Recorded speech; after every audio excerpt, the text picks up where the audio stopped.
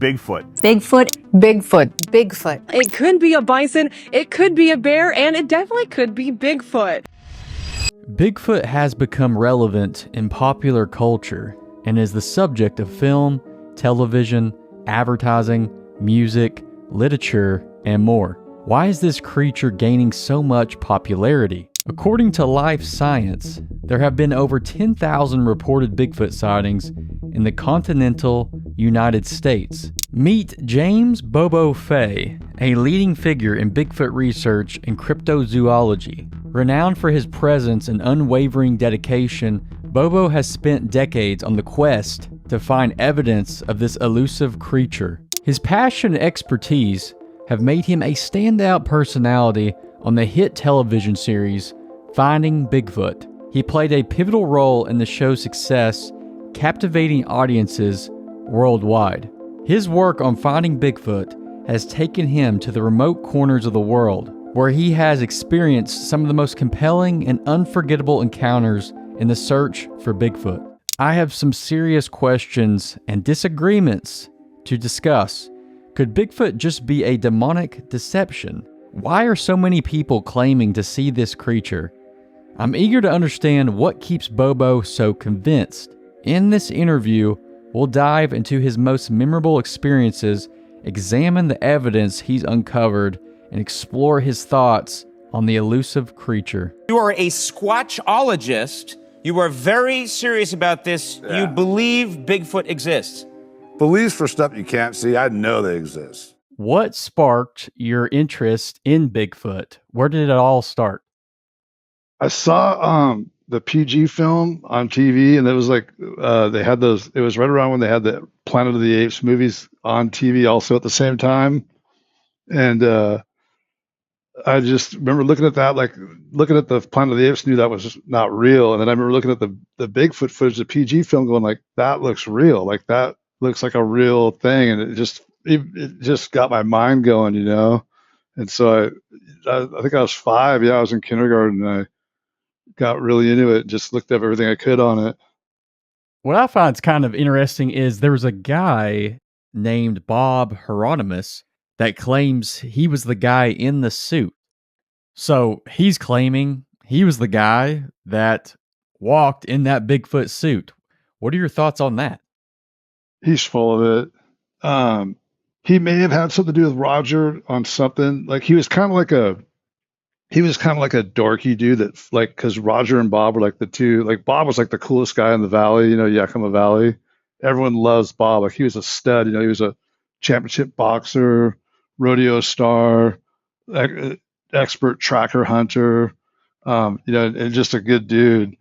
And so, you know, and Hieronymus would try to tag along with them guys.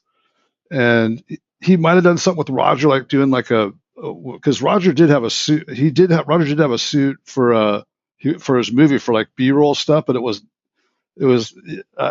nothing like what was in the movie at all. I mean, there's not really much controversy about it. I mean, Bill Munns did an excellent book on it, When Roger Met Patty. He's a Hollywood special effects specialist artist. He's won, you know, he's been nominated for Oscars for special effects and costume making. And he's pretty much shown that there's no way that's a human in a costume. And Bob Hieronimus, his story is so full of holes. It's got more holes than, like, you know, a block of Swiss cheese. It's just there's Roger Knight did a great pamphlet where he went over like 75 points or something like that. It was somewhere around there, that many, of contradictions and total reversals of claims he made earlier. And yeah, he was just kind of like a rummy dude that was jealous of Bob and Roger, and said what he said. But yeah, it's totally untrue. He wasn't with those guys, and the story doesn't hold up, dude. If you really dig into it, it's a real flick, and the other guys are just whatever. A lot of them are sour grapes, or just they get stuck in that mode, like this. I got to prove myself right, and they try to kind of embellish facts or make up facts, and or not facts, but just, like they'll say things that aren't exactly like like the truth, or and some people are genuine, like they really believe what they're saying, but there's others that I think are just out trying to discredit it for whatever their own personal motive is. So you just think he's just kind of a crazy guy that just wanted to start some trouble? He's not crazy. He just I guess he was like an attention seeker, and he's just kind of like one of those dudes that was always drinking at the bar, talking smack. Kind of like that's what I don't know the guy, but from what I heard, he's a bar fly. Roger Patterson, this is actually on the Wikipedia page. Apparently he rented a camera and he had a arrest warrant because he did not return it in time. That's true. Okay. Is there anything, I guess people try to discredit that because they're claiming, well, he went and rented the camera just to film that footage. And also, something that I forgot to mention in this interview, Patterson was also sued by 21 local creditors. So it just kind of seems very odd to me. What are your thoughts on that? Well, it was kind of there was so much excitement going on. He wasn't even really thinking about that. And then when it did come up, I don't know the whole story on it, but because his brother-in-law was paying for everything. This guy Al D'Amato, he was actually like he ran the Teamsters up in Washington. He was the Teamsters, back then especially, was like associated with the mob, and Al was supposed to be like a boss up there, and so he funded all this stuff for Roger, and because he was married to Roger's sister, and he when it's all of a sudden it blew up in the news, he just wanted nothing to do with it. Then that's why he clamped letting the film out. He took the original and locked it up, and no one knows exactly what happened. He died a couple of years ago, and we were hoping like the original reel would show up, but it never did. Huh. So is the original footage like more clear than the ones we've seen? Yeah, it's like 30% more clear. Huh. Who's seen that footage? That are still alive. Yeah. I mean, there's people. Yeah, I mean, his wife, and there's a lot of people, but like the researchers, there's probably not a whole lot of researchers alive that saw the original. I mean, John Green and Titmus and DeHinden and all them guys, Al Hodgson, like they all watched it, the original. But those guys are all passed away now. Would you say that's the best footage of Bigfoot right now? That I've seen for sure. There's other good pictures and clips that aren't as good.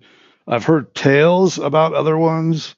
I've heard of two that sound like they really could be better than the PG film. One was up in Alaska from a couple of years ago, and then the other was up by Mount Shasta in Northern California. An old man, he was like 82 years old or something like that, and his grandkids got him an iPhone. He'd always talk about his Bigfoot on his property, and then he said this female would come up, and just walk right by him in the daytime and this and that, and then so they showed him how to work the camera phone. And then finally he got a good clip of it. I talked to his nephew, and it was walking from left to right, kind of angling away from the guy. But he had, it was probably like an iPhone 3 or 4 or something like that. So it had a decent camera on it, but it was only like in the footage, it walks from from 40 to 100 and something feet away from him, but it's full daylight, head to toe, unobstructed view of this thing walking across. He has a mobile home up on a old logging landing on a kind of a steeper hillside, and I guess the Squatches, especially the female, were utilizing his flat up there, and he had a big garden, and they'd come and take some of the stuff. He'd plant stuff for him, whatever. He liked having him around, and then I was begging to go up there and see it, and go check out the spot.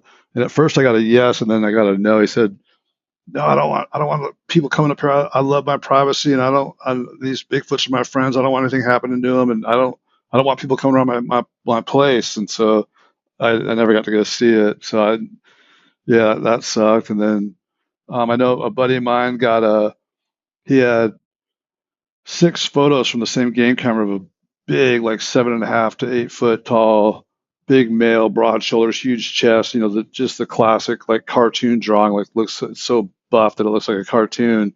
He had one of those where it's walking down the road and it's just like all 40 to like 160 acre piece parcels up there in East Humboldt. And right across the road from his gate was the gate going to his neighbor's property. It's like, it's all fixed points. Like you could measure exactly to the inch, like everything around there. Like you could get a scale, no problem. And he said like at whatever it was, like 3:20 in the morning, this thing walks down the middle of the road and the flash goes off and it took pictures every 1 second. And the second picture, it's striding and it's looking back because it's walking from right to left. The second picture, it looks over at the camera and there's a full flash, like where its eyes reflected the flash of the camera, like full, like it heard the first one or whatever, or saw the flash, even though it's IR. They can see that, especially those older trail cameras. They can definitely see the IR and infrared light, and that triggers the camera. And so the second one, like it saw the flash, whatever, heard it or something, turned, looked at it, then it snapped another one. Then the third one it's walking away. It's kind of more of its backs to the camera, and then it's out of sight. So it crossed that field of the view in 3 seconds, which is fast. And it looks like it appears to just be walking, but taking long strides and going fast. But I can't remember. He said like they were doing experiments, like you'd have to be jogging pretty fast to be a human to cover that same amount of terrain. And then 20 minutes later, like at 3:40 a.m. or whatever, it comes walking back up, and the first one, it's kind of facing more, because on the way down it was a little more angling away from the camera. On the way back up, it was angled towards the camera more. And the first one, it's looking where it's walking. Then the second one, it looks at, because it saw the flash, whatever, it looked at the camera and got a second picture. Then the third picture, it's looking ahead again and just kept walking. So he had 6 photos of this thing, and it was like an illegal weed farm, and his worker, he owed him like $30-something thousand for working for the season. He decided that he thought the pictures were worth more than 30,000, so he stole the camera and the card with the pictures in it, and he took off to LA and was trying to sell it down there. And everyone's like, dude, you stole this, like you can't sell it. And my buddy was trying to get it back from him, and the guy was so afraid. He's like, no, you guys are just setting me up to kill me. This, like, no, like he was scared to death. They're like, dude, we just want the camera and we just want the card back. We just want the pictures. And the guy just went underground and just disappeared. And so you hear stories like that all the time. I mean, that's pretty common. There's another one up in Oregon. These hunters, these guys had a hunting lease, like 7 or 8 guys, and they were sheriff's department. They were deputy sheriffs. And they had game cam photos of a Bigfoot, like really good high def, clear, broad daylight things walking up the trail. And you can see like the muscles rippling, like as it took the steps, and it just comes up. And I think it was 8 or 9 pictures, like taken every second. And the thing walks up the trail, stares at the camera. Then you see it kind of bending down, going out of the camera. Then the next thing, there's just this blur right in front of the camera, and then it picked up a big oak branch and just bam, just like Barry Bonds, like just smashed the camera to smithereens, but the card was recovered. And I talked to people that saw those photos, but I never saw them, but I talked to reliable people that saw them and said, yeah, like they were like better than PG film for sure, but there was like only 8 of them.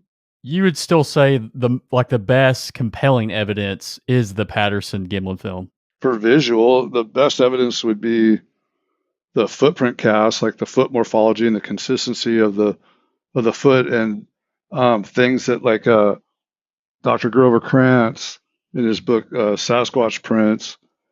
He was a professor of anthropology up in Washington State University, and he, going off the Cripplefoot, the Bossburg trackway from like 1969, I think it was, in Bossburg, Washington. one of the feet on the Sasquatch was crippled, like it had missing a toe, like half a toe, and it appeared to have been broken, like you could, and from that, and from other tracks, seeing the flexibility of the foot, and that Grover Krantz drew a diagram of how he thought their foot morphology would be, and this is like early 70s, and it turned they found out from doing like 3D analyzation and stuff like on tracks on human locomotion evolution, the evolution of humans going, being fully bipedal, was they found that our, like, the Lucy, the original Australopithecus, they saw like that midfoot flexibility, and it matched up exactly with the Sasquatch, and that wasn't discovered until 10, 20 years after Grover had written his analysis of the foot morphology. So, like, and there's tracks that show that same characteristics, like that, with the great depth and the weight that would have been required to displace that much soil or whatever the medium that it was stepping onto. It would, the weight, and it all adds up. I mean, like that'd be so it would have been this well-planned hoax around the country that knew about foot morphology before any scientist knew about it, and so I mean, it's just it and some of these tracks, when you find them like in places, there's no way it's a hoax, dude. Because there's no way anyone would be out there. Like, the chances of someone discovering it off, like, a tracks off trail, like, because I used to go way out in really remote places and hike way off trail, going crazy. Like, I'd be like, where do I not want to go? And I'd go up that way because that's where they go to get refuge. They go up really steep, things like they're where they sleep is usually unless they're in the swamps or something, like, or real flat land like the upper Midwest. Other than that, like out here in the West, or like in the East Coast, where there's mountains like Smokies and Appalachians, and they'll stay on the steeper terrain. In your opinion, what's the best footprints of Bigfoot that have ever been found? I love the Deputy Hereford cast from 1982 in Grays Harbor, Washington. Those are probably my favorite. The PG film tracks are actually very significant because it's the only tracks ever cast that were, the creature was, from when it's walking away, you see the foot, straight up 90-degree angle from the ground. You see the whole bottom of the sole. It all matches up. They show on the B-roll, they had, Roger and Bob jumping off logs with landing on one heel of their cowboy boot, and they could even landing on one heel, jumping from 3 feet up, coming down on one. Like, they were both like 160, 150 pounds, whatever. If you jump down 3 feet and land on your heel, you should, you're going to make a somewhat impression in the ground. They weren't even getting like they weren't even close to getting halfway as deep as these tracks were, not even close. And so they filmed all that stuff, and they filmed the tracks in the ground. Lyle Laverty, who ended up becoming the number 2 man at the Department of the Interior, like, in charge of all federal lands. He was a young guy, like he was in college, and it was a summer job, or it wasn't summer, it was October. So, anyways, he was working part time for the Forest Service, and he took pictures in the ground, like really good slides, really good photos of the tracks, and they match up exactly with what was cast. So we know that they were made by this thing, and it had to be this, approximately this much weight to make that depth of a track impression in that soil substrate. So yeah, it's well documented. So you've seen Bigfoot, I believe you said 6 times, and the first time was in 2001. Can you walk us through your experience with that? God, people have heard me tell this story ad nauseum, so I apologize if anyone's listened to this 100 times.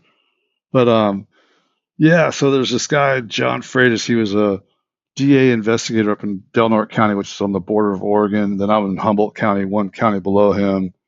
And we'd been emailing back and forth for a couple of years, and I'd never met him in person. And we were talking about getting together and going out. We were talking about spots we knew about.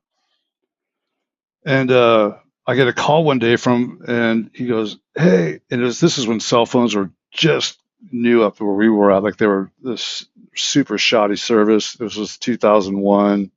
I had a little flip phone, and it was just, you'd make 7 or 8 phone calls just to get like a sentence out. It was bad. So, anyways, I was sitting there talking to him, and I couldn't make out hardly anything. It was because I was out in the mountains, like out of range pretty much. And he's all, "Yeah, there's a native lady was driving down," and I knew exactly where he was talking about, the exact spot. It was places I'd been up to a lot. And he said, "Yeah, she's driving down the road, and a Bigfoot walked in front of her." And I heard him say "today," and I was like, "No way, really?" And he's like, "Yeah." And I go, "Well, shoot, I'm going to get up there." And I got my stuff together, and I jammed up there. And I had just gotten a night scope. My buddy let me borrow his night scope. It was like a early '90s model, Gen 2 Ukrainian made night scope.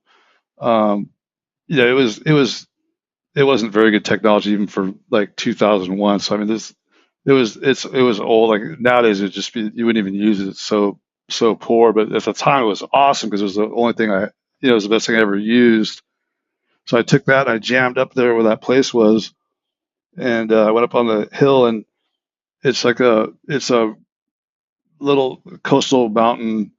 The coastal mountains run parallel to the coast, so you go up, and it's Redwood Park down below.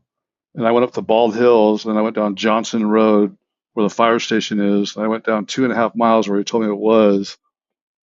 And I set up there, and on your left, so as you're facing north, because you go up the Bald Hills Road in Redwood National Park, then you turn left on Johnson, so you're heading north. So on your left-hand side, it's all national park. And on your right-hand side, it's all timberland. So, your left-hand side, you got old growth redwood and, old growth trees and forests, and then it goes right. And then there's just a line, and then there's like clear cuts and regrowth, and it's logging timberland. So I was up there, and I went to right where he said that she said it crossed, and I was I went up there, and I could do really, really loud calls back then, like before I hurt my vocal cords, and I was just blasting these calls out, like just going all the way down to the Klamath, like echoing all the way down to the river a couple miles away. And I was like, "Man, this is crazy. This is some of my best, loudest calls ever." And I never had anything happen before. I was just like, "Yeah, it's typical. Like I'll be up here, maybe might hear some rustling in the trees or something, but nothing's going to happen." And so I'm just sitting up there, and it was a beautiful day. It was May 21st, 2001. There wasn't. I don't think there's. There might have been a sliver of the moon at one point, but I don't think there was any moon at all. I think it was a new moon. And it was pretty dark, but there were stars out. And so I was doing these calls, and after a while, I started hearing from the north. I was like, "Whoa, is that a dog? Is that a coyote?" And I'm listening to this like howling sound. I'm like, "Oh, it's a wolf! Like it's got to be like one of those 7/8 timber wolves, 1/8 husky. Those ones that people that breed those. They're like big giant wolf dogs." I thought, like, well, it must be a wolf hybrid. And I'm listening, going, "Man, that's a crazy howl." And then I'll never forget it. It just did another howl that sounded canid. And then it went into like that high pitched screech, into like the roaring kind of with a yell mixed in it, like it was going, "Oh!" Like this crazy, just a little bit like Sierra sounds, sort of. And I was like, "Oh my God!" Like, and I just never forget going, "That is without it." I just heard a Sasquatch, and I was so like, my heart just started racing like 200 beats a minute. I was just like, "Oh my God, this is it!" And like I could tell the way it was vocalized, it was coming towards me. So I roared back at it, and I was roaring back, and we went back and forth. And then the last time I heard it, it was about 40 minutes. I don't know the exact times now, but about 40 minutes in from the first howl, like it must have been. It traveled a couple miles for sure, because it took a while for it to get to where I was.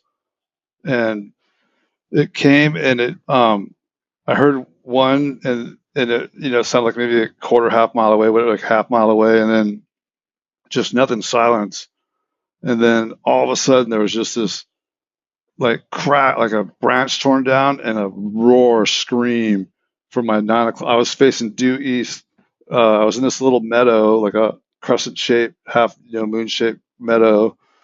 And the road was behind me. And well, behind me was there was a little stand of timber, maybe like 100 something feet long, like going parallel to the road for about 100 feet. Then it was probably about 30 foot thick from east to west, and then about 100 foot, maybe from north to south, roughly like that size, something like that.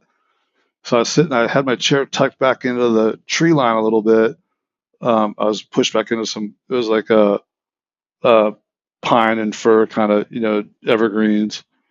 And so I pushed back into those, and I'm sitting there, and I had my machete and spotlight and my camcorder. I mean, not camcorder. I had that, and then I had my night vision scope and one of those old disposable cardboard cameras. Remember, like the 35 millimeter, you get like 27 pictures, and they were like made of cardboard, and then you could throw them in like at a Walmart or something. They developed the pictures for you. You remember those cameras? Yeah. Yeah, I had one of them. So I was just sitting there, and I was going, oh, okay, what's going to, and then maybe it did it. I can't remember now exactly what. It did a knock or a tree snap at first, but it did something. And then that was at my 9 o'clock. Then at my 2 o'clock, in the tree line to my right over there was just this loud crack, just this super hard, one of the loudest tree knocks I've ever heard.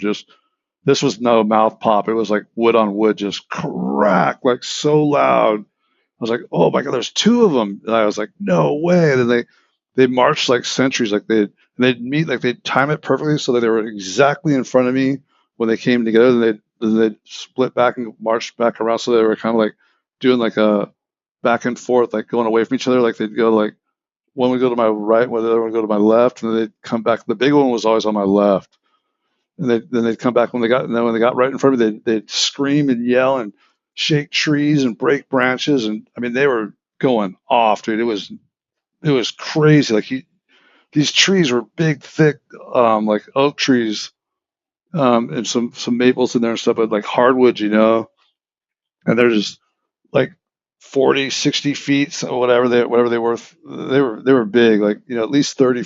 The small ones were probably in the 30-foot range, but, big, thick, massive, probably, 2 foot around, 2 foot diameter trunks, or 2.5 foot to maybe down to the smaller ones, like down like maybe like a foot and a half. And dude, these things were just whipping back and forth. Like the big one would grab one and just shake this tree, and it had to be reaching up so high to get any kind of motion going on it. And it just was, these trees were whipping back and forth like it was like a full gale blow, like it was like storm winds coming in, just whipping it around. And they just making these crazy screams and calls, and anyways, this went on and on. And then I ended up getting charged by them. And like that was scary because one of them just let out the big one let out some kind of cry, and I think a third one was there too. I think a third one came in at some point, but they ran at me, dude, like across the meadow, and just I thought they went right by me because the ground shook so hard because like it was just boom, boom, boom, boom. It was nuts, and they kept going. I was like, huh, like they must have. Like I was just, it happened so fast because they're so fast, dude. Like you can't believe how fast they run. Like it's like you're at if you're at the racetracks, the horse tracks, and the horses go by. That's what it felt like. But it felt like even you could found the ground shook even more. And I was just like, oh my! I thought, well, they must have just kept going and crossed the road. But then I was thinking, like, because behind the I was in that tree, the little stand of trees. Then behind that was the road in my truck, and I had my big 105-pound pit bull D-Day in there. And he was the nicest dog in the world. He thought he was like a black or a golden retriever, something was his personality. But when he was in the car, he was like Cujo, just psycho dog, would just go crazy. And anyone or anything came near the truck, he'd just go rah. And he never made a peep. So I was like, oh, they must have. I don't know what they did. Like I don't know, like huh. But then I started hearing rustling behind me in the stand of trees. I was still sitting in my little beach chair, And I'm sitting there and I hear rustling, and like it sounded like a mouse, there's a lot of wood rats up there. It sounded like some kind of rodent, and I was like, huh, there's there's a little rat behind me, whatever. And then all of a sudden, I just started hearing this like this growl, like this deep, gnarly, full bass growl, just rumbling, and it's way above me, like about 5 feet behind me to my right, and like just way above me, dude. Like, because I was sitting down, so my head was probably, I don't know, 4 feet up, 3.5, 4 feet off, like 4 feet off the ground, say. And this thing was way coming up, way above that, like way up there. And then the growl started getting more intense. And it started getting deeper and kind of louder, but deeper. And then it just, I felt like a laser beam was shooting me in the back of the head. Like I think I was infrasounded for sure. I, just reading all the reports about infrasound and its effects, like, because and I know part of it was just total. I had a huge adrenaline dump and just like the shock of it and like being scared and all that. But I think there was something. I think the big ones can resonate their chest so deeply and just put out like a vibration, that just can scramble your brain, like just like a man-made infrasound can do. Like it's illegal. It's illegal to use infrasound in war. Like you were dizzy? Dude, I started hyperventilating pretty hard, which was probably just the fear. And then yeah, I was lightheaded and my eyes started watering. I wasn't crying, but like just they were like tears were pouring out of my eyes, and I was just like and I was like hyperventilating. I was trying to get my breathing under control, and I was like, okay, don't panic, don't panic. I'm like, all right, Bose, this is what you've been waiting your whole life for. Like, you might get kicked or like, thrown or slapped or something, but I'm like, I'm gonna turn around and take this picture. And I had the camera in my lap. So I grabbed the camera and I rolled the advance, whatever that little dial you roll around till it clicks to the next picture you can take.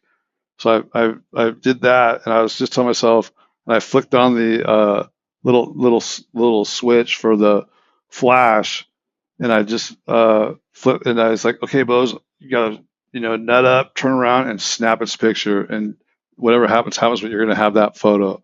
And dude, as soon as I said that to myself, okay, get ready to turn around, I got this loudest voice in my head. Dude, it wasn't my voice.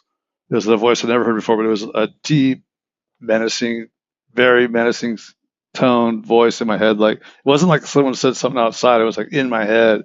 It said, if you turn around and take my picture, I'm going to effing kill you. No one's ever going to find your body. And that's when I lost it. So do you think Bigfoot has some kind of mind speak thing, like unspoken messages? Yeah, I mean, or that's what I think it is. Or I've talked to some scientists, like these Princeton guys and Harvard, top-notch science guys, and they said, well, it could be that it was so close that it has assuming this was a Bigfoot, that it might have a certain scents and pheromones that trigger a response in our brain that says if like we evolved next to these things, when we smell that smell, we just know in the base of your soul, like, this is not for me. Get out of here. Leave immediately. Like, because sense, like, yeah, like that can trigger, so like that pheromone could trigger like your own self-preservation, saying, get out of here. Like, it might just be your own self talking to yourself, like on some level like that. Or they had a couple other options, and I said, yeah, that's all possible, but man, I sure heard, and it sounded so serious, like it was just like, it didn't sound like anything like a bluff. Like, it was just like, this is a fact. No one will ever see you again.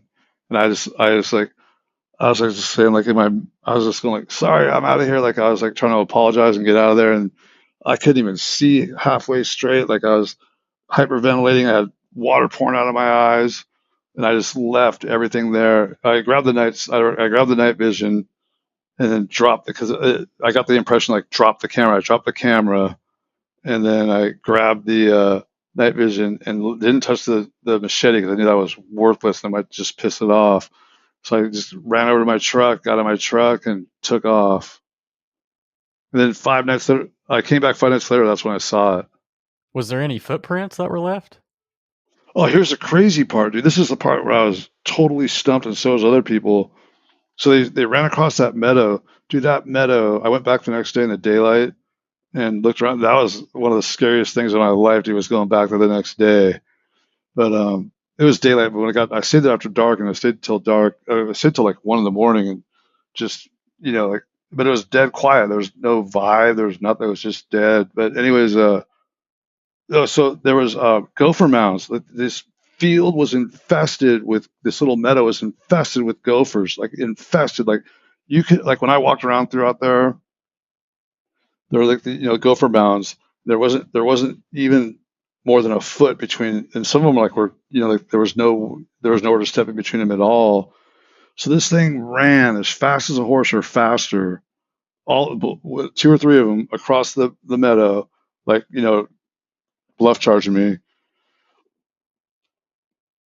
Excuse me. And they didn't step on one bit of dirt, dude. Like they didn't leave nothing. Just like that. When people talk about them, like being extraterrestrial or whatever, like interdimensional, I'm always like, it's not the most likely thing, but I'm open to anything. Like I don't know how they did that because they made the ground shake, so like they're obviously making contact with the ground. But I mean, and we know they run on their tiptoes when they run a lot, like as we find that when we find their when they run, like there's like a 10, 12 foot step length between each footprint, and they're running. They're just running on the balls of their feet. So like that would explain that. But to be able to go that fast and like and in the dark see like like just to travel at that speed and still have the wherewithal to avoid stepping on any of the gopher mounds was just mind blowing. In your opinion, what do you think Bigfoot is? I think it's something natural in the it's a naturally evolved creature is the most likely option. Whether there's some, I mean, I get off. It sounds nutty. It doesn't do you any good to talk about, but there's just so many other weird aspects. Like what are these? These light ships that people are seeing everywhere. Like, people talk about like genetic modifications and this and that. Like, are they part of some experiment, something like that? It could be, but I mean, I think they're just, they just evolved, and we're humans, and we kill everything pretty much, or enslave it, or make it our food or our beasts of burden back then, or whatever. Like riding on them, having them pull our things. So like, you can see why they wouldn't want to be hanging out with us, be around us too much. And so, like I've talked to native cult, like elders in some of the tribes, like in different parts of the country, and it seemed to be pretty unanimous that when the Indians got firearms, that kind of swayed like where they had like some defense against these things at that point, like not a lot, but it's better than nothing. And the Apaches told me that specifically that they didn't get rid of the Squatches down there until they got repeater rifles, like Winchesters and Henry rifles, like something it wasn't like a musket. You fire one shot, then have to reload. Like I said, when they got those repeating rifles, that's when the balance of power switched for them. Wouldn't you think in 2024, with all the cell phones we have and trail cams, we would have some type of great video footage of Bigfoot? Yes, I would think that, but I understand why there's not. Why there's not. Most sightings are really brief, less than 3 to 4 seconds. B, you don't like. I know this from experience. You're wondering, like your brain like takes it does a little.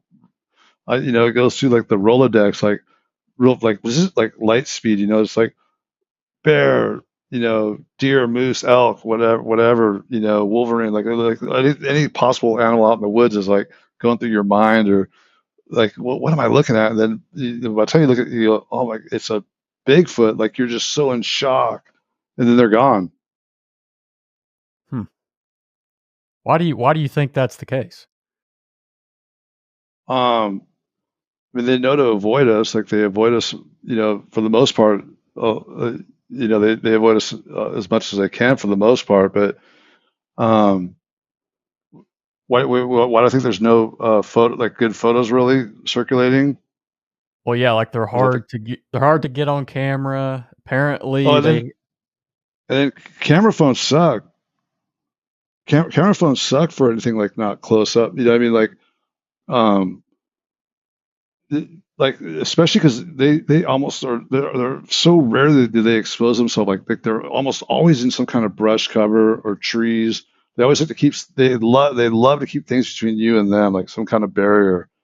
And like, when people, like, I've seen so many, dude, I've seen thousands of freaking cell phone pictures of supposed to be Bigfoots, and some of them I'm sure they are.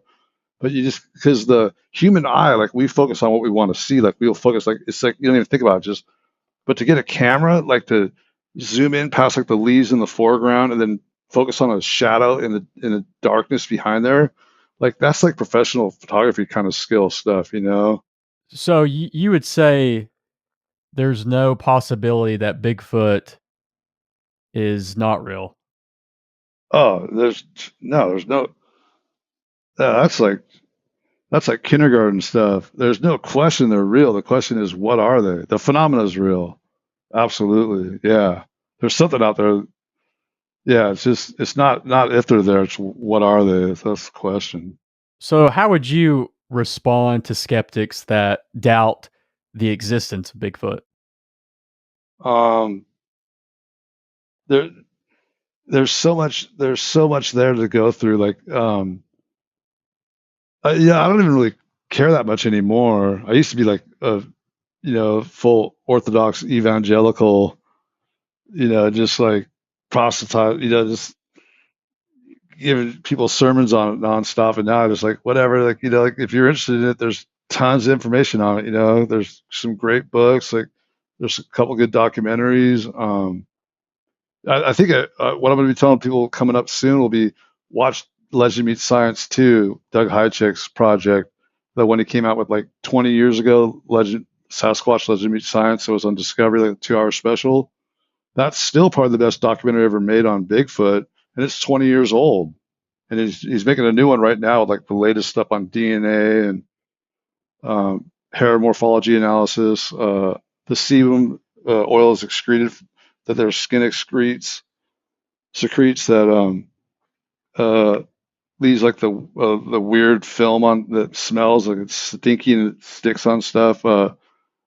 Fingerprint analysis, like our hand dermal ridge analysis. He's got a bunch of stuff going in this new documentary. What does Bigfoot eat? Because it's a big creature, so it would have to eat a lot to maintain its body weight, right?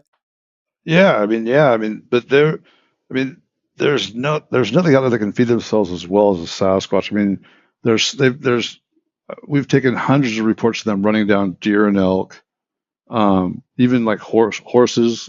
I've talked to a few people that have seen them run down and catch a horse and break its neck. Um, they, like, this time of year, like in the spring, early summer, when things are in bloom, and like, they'll eat like, I know that they'll eat cedar tips, like the fresh green shoots on the cedar trees. They'll eat those fresh shoots. They eat a lot of like, they like roots, like water plants. They eat a lot of they'll dig up, eat the roots. They'll catch frogs. Like, they'll go to a pond, in the summer when like later in the summer when the frogs are getting bigger and there's all over the place. They'll go in there and just eat frogs like popcorn. They'll eat the cattails. They're high in carbohydrates. There's berries during the berry seasons. There's like where we live, we get the salmon and steelhead runs.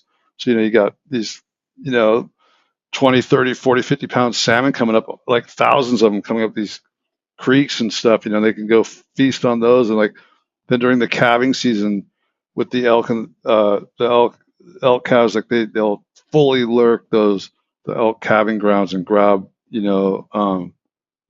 elk calves. Like they don't do that. They raid human gardens. They can climb. The young ones, the little ones, go up and climb trees and grab eggs and nestlings. Um, they're full. They eat snakes. They eat whatever's available. Everything that the Native Americans ate in the wild and what black bears eat, they'll eat that as well. Can Bigfoot get sick, like get the flu or something like that? Yeah, yeah. Because we think, I think, I'm pretty convinced because from talking to natives and stuff is that when the Europeans first came over here, when we wiped out the native populations like yellow fever and smallpox and all that, that the Sasquatches got it too, and it circulated among the Sasquatch. And like when Europeans went to South America and Asia and Africa, we introduced our germs that they weren't used to, viruses and such.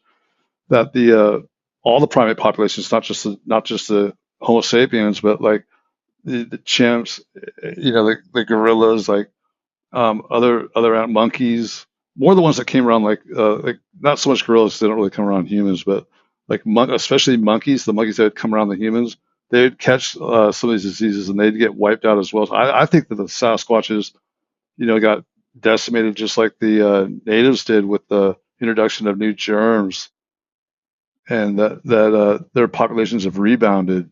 I think there's way more now than there was 100 years ago. I can't say the name because YouTube doesn't, it censors this for some reason, which is silly. But there was a virus that started in 2020 and it kind of changed the world, Do you think Bigfoot could have got that virus? I mean, it's possible, but I don't think so. I mean, they're not like sitting inside with us or anything. So before this interview, I actually saw that you went on the Joe Rogan podcast in 2012. And Yeah. now he's one of the biggest, if not the biggest podcaster in the world. And at the start of that interview, you guys were talking about the Gone Squatching hat. And you said there were 670 websites selling the Gone Squatching hat. Were you the first person that started or kind of coined that phrase? Yeah. I was wearing my buddy's a screen printer, and he made these this like car club hat for like this lesbian hot rod club, like it was a V8 symbol like on a purple hat, and he had a bunch of them like extra, and I needed matching hats for the show, and I was like, oh, okay, I'll just use these. And the network's like, you can't, you need you can't wear that. I'm like, all right. It's like they I always signed Gone Squatching like on my stuff, like if I was going to be out of town, like I was taking off. So like on emails and stuff, or on my front door, if you came to my house, I'd have like a little piece of paper up, Gone Squatching. You could leave like a message on there or whatever. And so Hillary Tholen, the one of the producers of the show at the network at Animal Planet, she put it on the hat and gave it to me to wear on the show, and I was like, oh, sweet. So I just wore that. So I guess you weren't able to patent that name at all, were you? Or I guess trademark is the right word. I could have trademarked it, copyrighted it, whatever. And but when I talked to the lawyers about it, it was like, well, you can, but it's going to cost you $2,500 to shut down each site, and these guys will open another site in 30 seconds, and you can spend all this money. And he's like, it would have cost me more to shut down all the sites than it would be if I got every one of those sales of all those bootleg sites or whatever. All those sales, like I could have got every one of those sales, and I still would have lost money by shutting down the money it costs to shut them down. Wow. How did you get involved with Finding Bigfoot, the show? I was logging and fishing and stuff, but I always had friends. I grew up down in LA, so I always knew people like in the and I was into music and stuff, and so I knew people in the music industry and entertainment industry, and a few times they were like, they're going, hey, like people were coming up to do some filming project up in Humboldt, whatever, to go to the Patterson Gimlin film site or whatever. And if it was like Bigfoot stuff, they'd say, oh, hey, we got a buddy up there.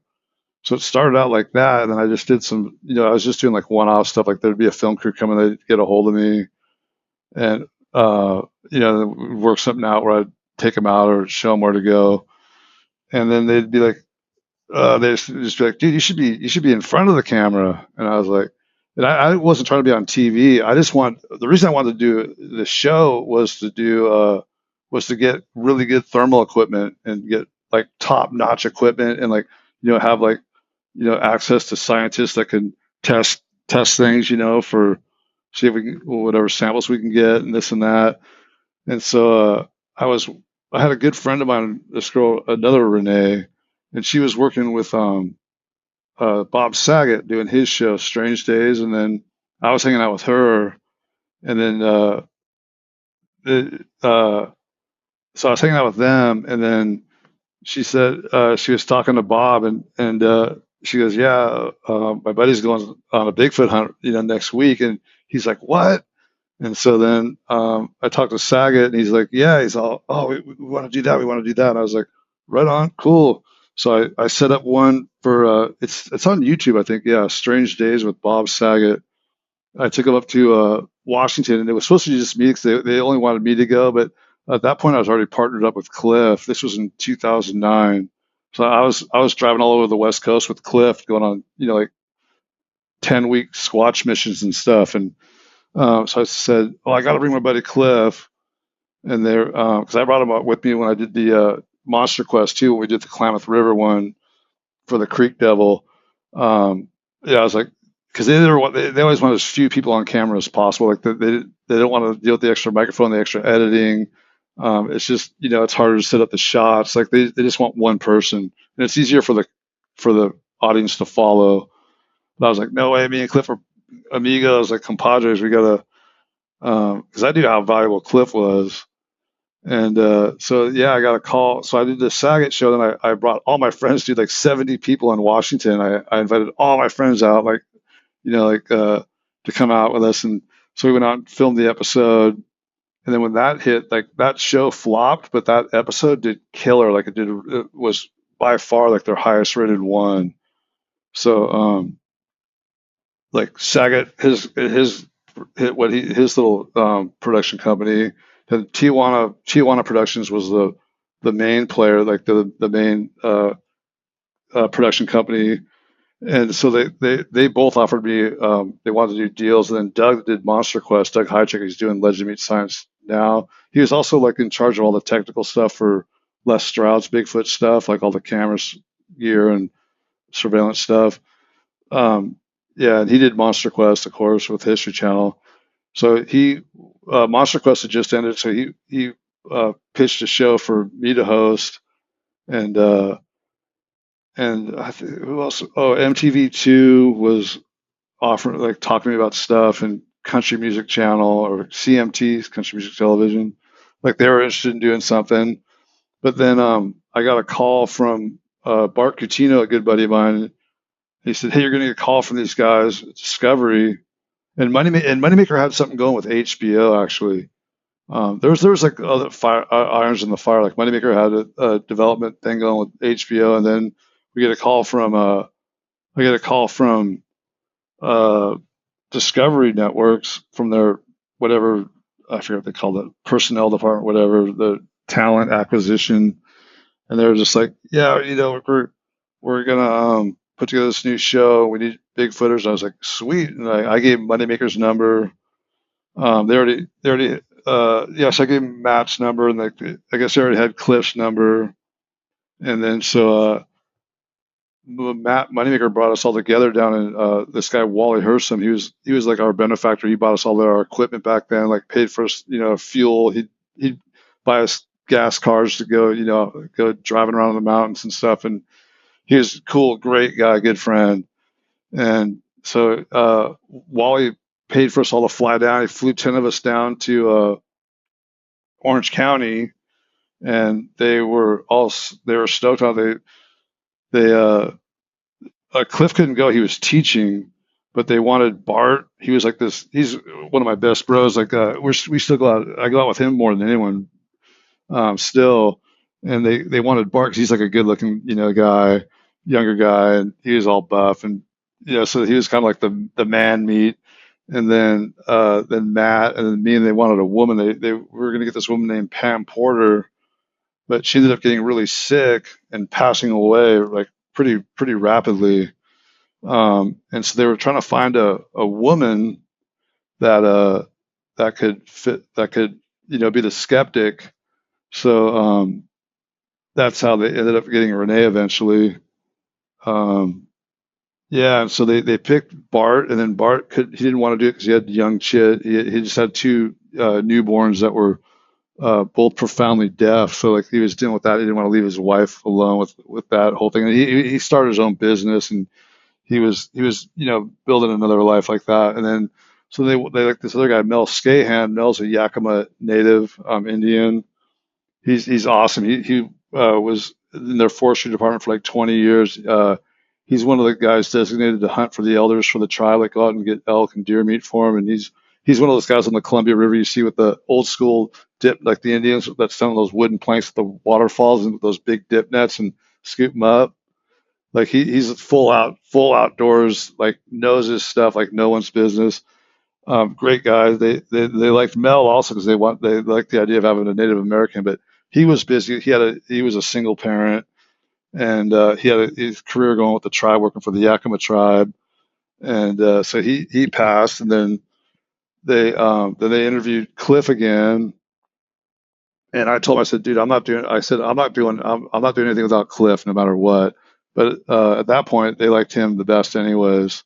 So they swooped up Cliff, and then it took like 8 months for them to find a female because Renee at the time, she was like shaved head, wore like bandana, like a bandana around her head, like a biker or whatever, and then like she wore like cut off sleeve shirts with like chain wallet, kind of like she was pretty pretty masculine looking, and they were like, well, this, I don't know, like they wanted like her to like grow her hair out and this and that, and like kind of try to have more like a feminine vibe. So she grew her hair short, whatever, and after about 8 or 9 months, they just said, all right, we're gonna roll with it, which was it was because I don't know who else could have. I don't know any other. I don't know if I know of any other women that could have went through what she went through, like with three guys that were like super hardcore squatchers, and she's supposed to be telling us, no, it's this or that, and we're just like, just ragging on her all the time. And she's a very patient woman. She put up with us for that all those 8.5 years of driving around in the same vehicle. Yeah, that's pretty cool that you guys knew each other before the show happened. Did you guys make it to 100 episodes? Yeah, that was our final one, the 2-hour special. Okay. What was it planned to just do 100? No.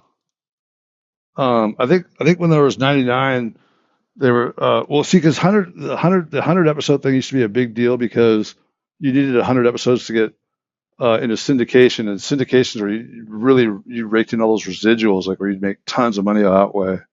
But we don't get residuals because we were non-scripted, so you had to be a scripted show to get residuals. So like everyone thinks like, man, you guys are on reruns all the time. It's like, no, we just got paid one time and that was it. Like that's why the networks were jumping all reality shows were everything for so long, was because of that, because they didn't have to pay they got to keep all the money after the original airing. They kept everything. What was one of the most memorable experiences while filming Finding Bigfoot?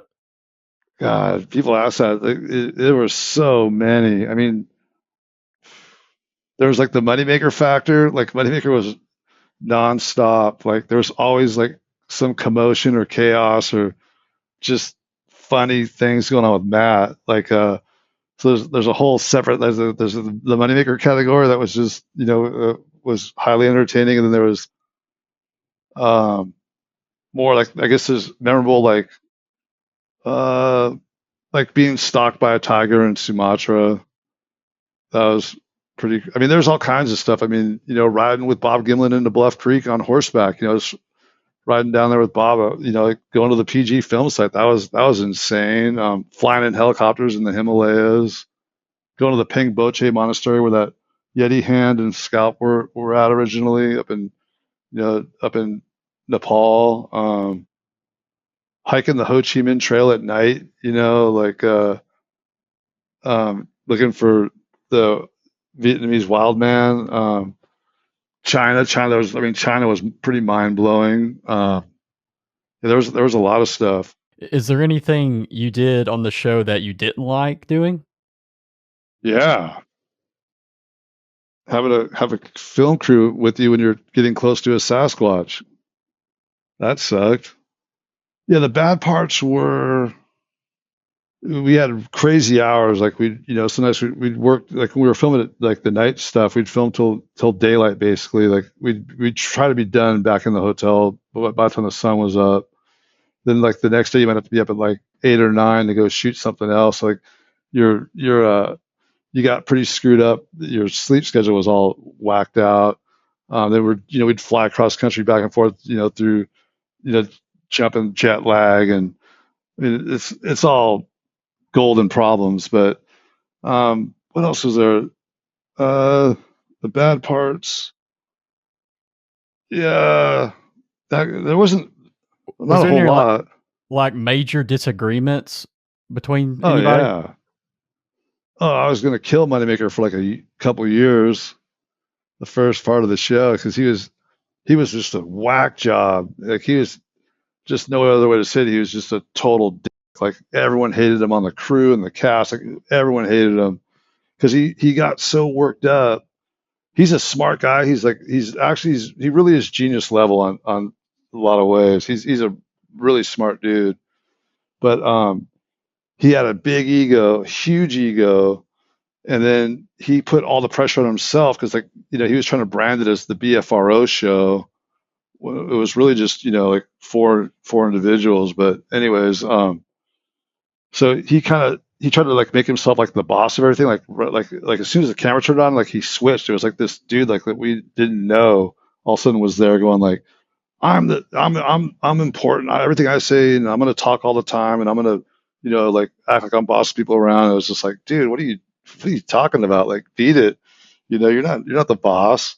And so anyways, but the problem is he put so much pressure on it because he thought like in his mind it was all about him. Like in the BFRO, like if the BFRO looks bad, then that's terrible because that was like the number one website in the world for Bigfoot. I don't think it is anymore, but it used to be. At that time, it was for sure.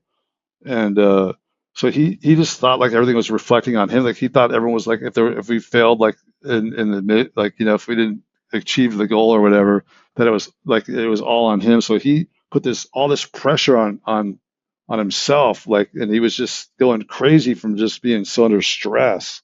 I just wanted to put this in the podcast because we weren't recording at the time, but Bobo said that he's friends with Matt Moneymaker and he loves Matt. I guess they just had their differences back in the day. And Bobo also said that Matt is a genius. He's genius level. So I just wanted to put that in the podcast since he said that and it wasn't recording at the time. All right, let's get back to the interview. Was there anything that ever happened on the show that wasn't recorded that was significant or something that should have been included in the show that they left out? Oh yeah. Yeah, absolutely. Like they left out stuff I couldn't believe sometimes. Just because like, well, stuff would happen back at base camp, like when we were rapping. And dude, you got to remember that like we use those old school not the really old ones, but compared to what they're using now, like old school cameras, like, with digital tape, each one of those rigs was like 37, 38 pounds. So you had your camera crew walking backwards through the forest at night, filming you as they're carrying this 35-pound thing on their shoulder, trying not to fall over backwards going down these pitch black trails at night because we didn't use regular lights. So when we get done, like, and we got to rest, like when they were filming like interviews, like if you weren't being interviewed, you could go take a nap in the truck or whatever. Those guys worked nonstop. So like we'd be at the end of an 18-hour day, and like something would happen, like back at base camp when we're loading up to go, like all of a sudden pebbles are getting thrown at the vehicles from the brush line, and like they're just like, we got to film again. We got call time in 5 hours. We got an hour and a half ride back to the hotel, but they got to charge all the. They're only going to sleep for like an hour or two. They got to charge all the batteries again, download all the footage. So they just be like we're leaving. Like we got to get. Like I understood that. There were several times stuff happened off camera.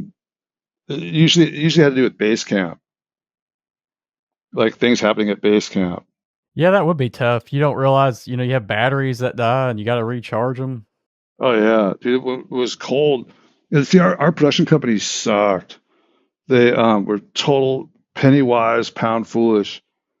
Like, cause they did the all Josh Gates shows, same company, and they would just fake stuff. Like they would just what do we need in this scene? Oh, we need him to find a footprint. So they'd go make a footprint. He'd find footprints, or like he's like, this stick was just freshly broken, and it's like I think a Bigfoot snapped this. They were trying to get us to say that kind of stuff, and it was like we were just fighting with them. Like the first beginning of the show was just nothing but battles, like just war, because they wanted to just fake all this stuff. They're like, it's gonna take 2 days to film this if we do it the way you guys want to do it, or we can just do it like this in an hour. We're like, well, it's gonna be 2 days because we're not faking it.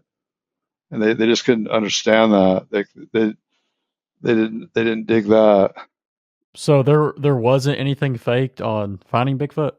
The only thing that's kind of fake was we acquiesced to them because we had to give some concessions because they conceded to all our stuff. Was like sometimes we say like, oh, we had to take however we had to get there, like like whatever, like we took a boat in there, but you could actually, well, there's some places we took boats so you could only go by boat, but there's some places like where the crew would all drive around a back road and come around that way and set up the cameras. We'd come in on boat, or like we might not need take dog sledge or something. They just said we need some kind of action, some kind of something like to generate not just you guys creeping around the woods or talking to people. We need like you guys driving different vehicles and that sort of stuff. Like that was the only thing that was fake. Gotcha. So you kind of like trying to make a cool scene, how you travel to get Right. there. Yeah, we didn't fake any Bigfoot stuff. How do you think the show Finding Bigfoot has influenced the public perception on Bigfoot? Well, I know on the national polls, they did the public from the month before our show started till the time the show ended. It was what percent of people, the amount of people that believed in Bigfoot in the United States went up 150%. And that's not because of us. That was because well, it was through us, but it was mainly because the town halls and seeing people, that they could tell weren't lying, and like people that were generally like, traumatized by their experiences, and getting to go to the place and seeing the person talk about it. We had a lot of law enforcement people watch our show, and they'd say, because they all cops are like, they think they're human polygraph tests. Like they think they can spot a liar no matter what. So, and they're pretty good at spotting BSers, so they deal with it all day long. But we'd have a lot of law enforcement go, you know what? I didn't think that was real until I watched, this such episodes, and I saw this person or that person give their testimony, and there's no way they were lying. They were telling the truth. I was like, yeah. Something that I find very interesting is you've had some very unique jobs throughout your life, logging jobs and fishing, crab fishing. Yeah. What made you do those types of jobs? Well, just the idea of doing like a 40-year career, like working in some factory or office, just sounded like slow, torturous death. So I love being outdoors and being, doing active stuff. And then fishing was just a no-brainer because I was really like, my main thing was surfing. And when the seas were over 20 feet, we had the day off every time. So if the waves were big, like really big, we wouldn't go. So I could surf all the really big days. How long were you a crab fisherman? I did 19 years total. Like, but I didn't do I wasn't like some seasons like they'd be belly up. We'd crab for like 3-4 weeks and they just weren't catching anything, we'd pull them in. So, it'd be like a month or a month and a half or so of getting ready, doing the gear work, mending pots, doing whatever that needs to be done on the boat, and just mainly fixing gear and testing everything out. And then you go out and fish for a while. And then some years we'd fish all the way till like, March, April, May, June, even. But then like when it got later in the season, we'd start mixing it up. Like we'd only run the crab pots like every 7 to 10 days, maybe. Then we'd go long line black cod, or we had other licenses, to go do some other fisheries. So we'd go do that, like slime eels or whatever. Like you could go do other stuff. So, but I'd have time off. I could go out in the woods, for like sometimes I'd have like 6 days off and come in, go out fish for like 36 hours, take off for another week, come back in, fish for 36 hours, stuff like that. So I just liked having the flexibility, and I always liked having an end date. Like with logging, it was like November 15th we were done. Crab season was like June 15th you're done. There was like shrimp season, October 31st you were done. So there was always an end date, and then I could go on a surf trip or go in the mountains or do whatever. Those are some pretty dangerous jobs. Was there any crazy stories? I mean, guys I fished with got killed sometimes, and logging, I got a chainsaw on my knee one day. That sucked. Crazy stories fishing. Well, my skipper saw a sea serpent that I didn't see. It swam right by me. I wasn't looking. I didn't see it. We were dragging shrimp off the Oregon coast, south central Oregon coast, and it was real thick fog, and it was calm seas and very light wind. It was just smooth, and my skipper was a psycho Norwegian guy, like just this badass dude that everyone was afraid of. Like I wasn't afraid of dudes. Like I was like 245, 250, like totally strong, and like I knew how to wrestle and whatever, and box a little bit. It's like I wasn't afraid of dudes, and this guy scared the crap out of me. And if he came on the deck, you would just be like, oh no, like because he would just snap, and like we've seen him get in fights like at the bars, and like I mean he was a brawler, and he was gnarly, like he was like a tough man contestant type winner guy, and he came on the back deck, and I was like, oh, we're gonna get it now, and he looks at me and goes, did you see that? And I thought he meant like I missed, like I let something go by on the belt, like the sort and picking belt, where you pull this stuff out, you just let what you want to keep circulating, the shrimp to go through and everything else out. So you're just sitting there like flicking stuff off with your hands as fast as you can, like sticks and whatever, like whatever sea creatures you got in there, get them out. And he came over and he turned off the equipment, like, which is he'd never do that. Like the only time he ever did that, he goes, did you see that? And like his face looked really weird. I said, no, what? And he goes, I just saw a goddamn sea serpent, sea monster, whatever you want to call it, right off the port rail. It was like 50 feet away. And he said it had like, it was undulating, it wasn't like a dinosaur body. And it had a kind of like he wasn't sure if it was like seagrass hanging off its neck or something, or like seaweed kind of stuff hanging off, or if it was like part of it, or if it had like ruffle stuff off of it. He couldn't tell exactly, but it had 3 cylindrical humps, and it like undulated just like that, like a snake on land, but up and down, just going through the water. And it said its neck was probably 10-12 foot long. The head was like kind of like almost like a crocodile. Like it wasn't like a crocodile head. Like it didn't like flare out. But he said it was kind of like, sort of looked like a crocodile, almost like with a flattened head horse on it, sort of. And it was the cables on the body were probably like 55-gallon drum sized, or maybe a little bigger. Probably a little bigger than that, he imagined. And from where he saw the neck went into the water. So he was guesstimating it was maybe 50 feet or so, 40 to 50 feet. But I was right there, dude. I was 50 feet from it too, but I was so intent on work, I didn't even see it. I think you also said you saw one like a serpent on the Finding Bigfoot show or something. Oh yeah, Kinzu, Lake Kinzu, the dam there in Pennsylvania. We were going out, and we were like, I didn't know anything about this lake, and it was it was really windy. It was blowing like 25, 30 knots, and it was capping on the lake, white caps, like wind waves.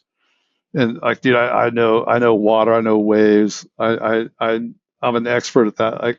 I'm not an expert at Bigfoot, but I'm definitely an expert on water motion and waves and that sort of stuff. And I just was looking, and I could see there was just this thing, big, like a wake coming through the. It was cutting across the. It wasn't going with the wind. It was going like parallel to it. I mean, perpendicular to it, and and you could just see like the white caps were probably like 14 to like 20 inches high, something like that. I'm guessing around that size, maybe the 24-inch, the bigger ones, and it's just blowing, and then I see, and the sun was over there. It was kind of glary. We got some glare definitely over there, and there was big fish jumping out, going really fast. There was this thing cutting behind it. I'm looking at it. Then I was trying to get we're going fast in the boat, like we're just boom, boom, cutting through the chop, and we're catching, and the helicopter's flying overhead. There's a speedboat with a camera crew on one side and a chopper overhead, and like the run of that chopper is super expensive. Like they try to get as much chopper done as fast as possible to keep the cost down. So as we're ripping along, they're saying like we're getting directions over the walkie-talkie saying you couldn't hear it much, dude. It was so loud, and the wind and the motor roaring, and the chop slapping the hole. It was really, we were screaming at each other. You could barely hear each other. They're saying like, "Hey, why aren't you guys pointing and talking like oh, there's your destination," like pointing like that. And I was pointing, going, "Look over there!" Like I was trying to get the camera, like the helicopter would have filmed it, like would have been insane, or the camera boat. And so like I'm pointing, and I watched it, and I saw like about a 12 to 15 foot section of this thing, and it didn't look like a sturgeon, dude. It looked like skin, like sea lion skin or something like that. It wasn't like scaly, like shiny scales. It was more muted. And I didn't see any scale pattern. It just looked like when you see like a big sea lion or something go underwater, and it just looks different.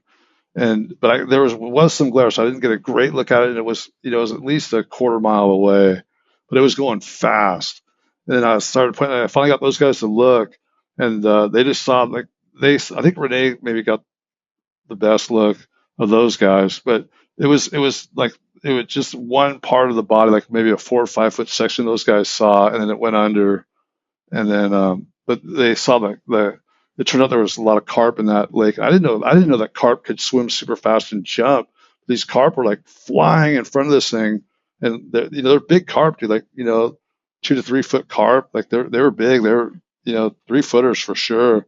These things were just jamming. So it was something big enough to eat a 3-foot carp. Did anyone get that on video? No, because they thought we were just doing, because they were telling us to point for the camera for the scene, and I was pointing like going no, and I grabbed the walkie, and I was trying. They couldn't hear us on the walkie because it was just so loud in the background. Like I was saying, it's over there. And by the time we got we got word to them what was going on, we never saw it again. But those guys saw it they saw the last bit of it. The last time I saw it, that's when they saw it, and it was just going under the water. But then there's supposed to be a lake serpent in there.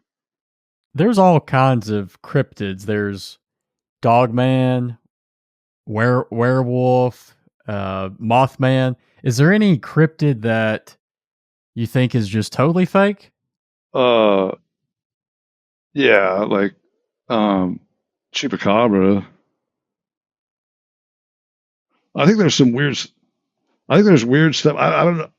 I mean, there's a million podcasts dedicated like to these subjects, but I think there's definitely some kind of parallel universe reality that we get glimpses of from time to time, or we cross, you know, have like little crossover points, you know, that I could definitely see that being responsible for some of this crazy stuff people see.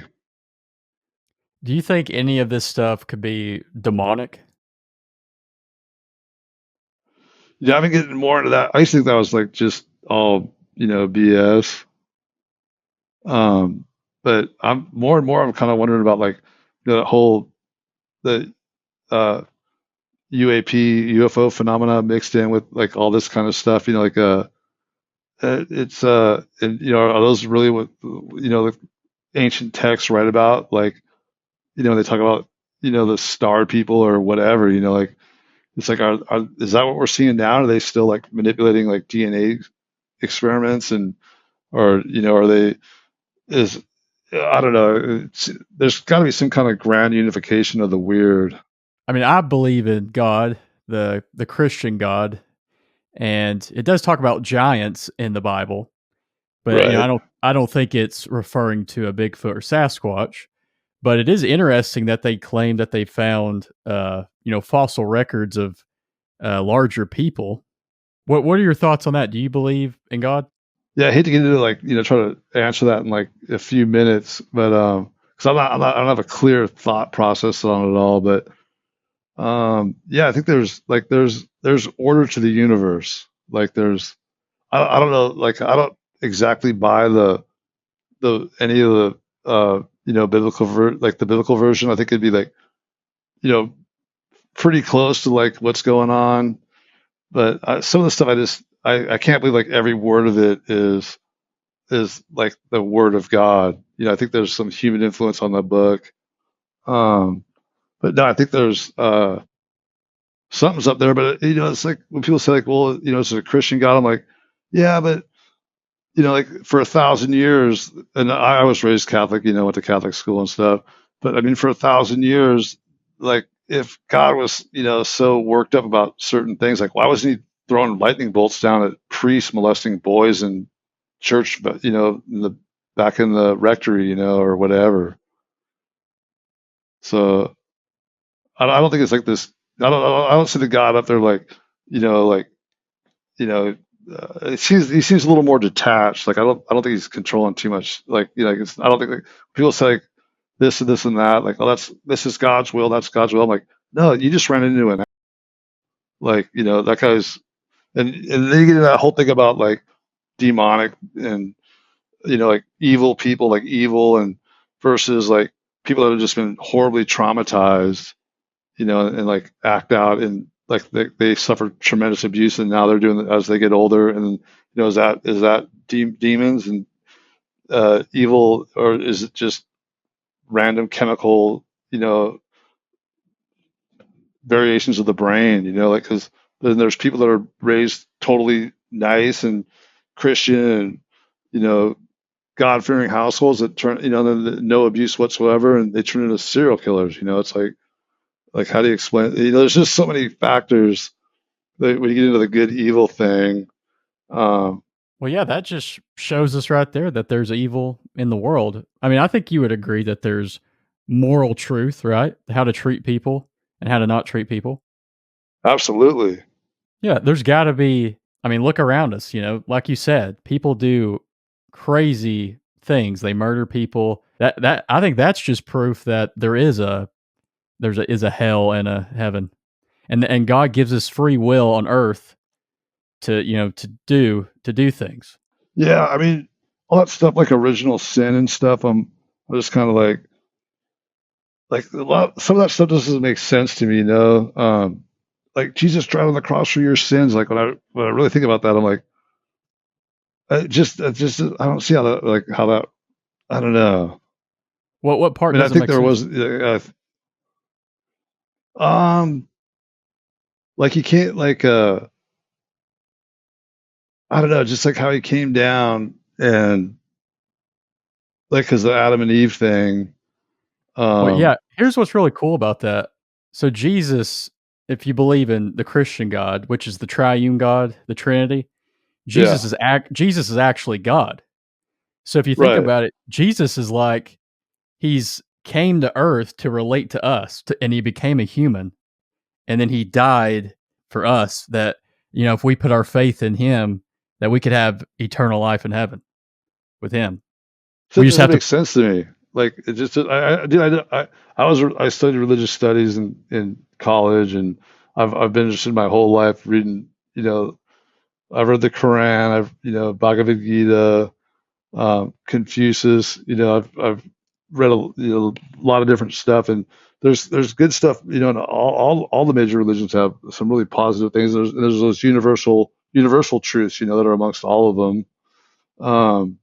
But I just don't get it. It's like you're God, and I just don't get where like coming down as a person, and then Well, let me like ask you this: what do you think is like the greatest thing anyone can do for you,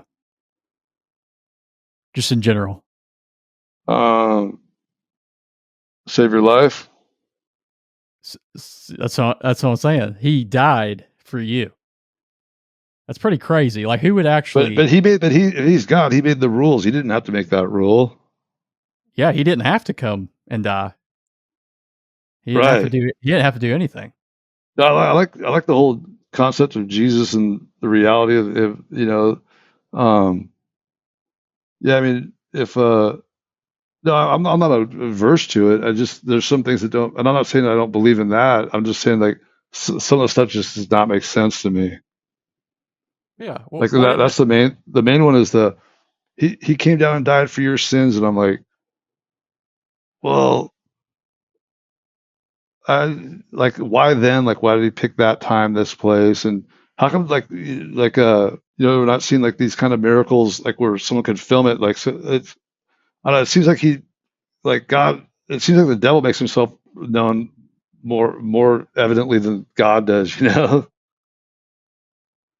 Oh yeah, there's a lot of evil on Earth, and Yeah, honestly, I'm starting to think that. we're all sinners. None of us are good. I've never met somebody that was perfect. I met some I've got a couple of Christ-like friends that I could not think of any, like, no real big sins they've done. Well, yeah, but they wouldn't claim they're perfect, right? No, they're not perfect. And really, when you think about it, the standard's so high. Jesus said if you look at a woman with lust, you committed adultery in your own heart. That's how crazy the standard is. Right, right. See, I know they say like the thought is the same as the action, and I don't agree with that. All right, so I just wanted to address Bobo's question. It was a very good question, and it was along the lines of, if God is all loving, why do things like the Holocaust, murder, slavery, stealing, abuse happen? Why doesn't he stop it?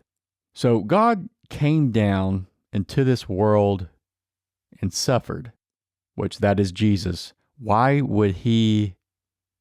is he suffering? That tells us he loves us because he wouldn't have to come to earth, and he also wouldn't have to create humans. Jesus was the sacrifice. And when you think of God's wisdom, it's kind of hard to wrap your mind around it, but God doesn't discover anything. He never learns anything. He has always known everything. And God did not create evil. God made everything good.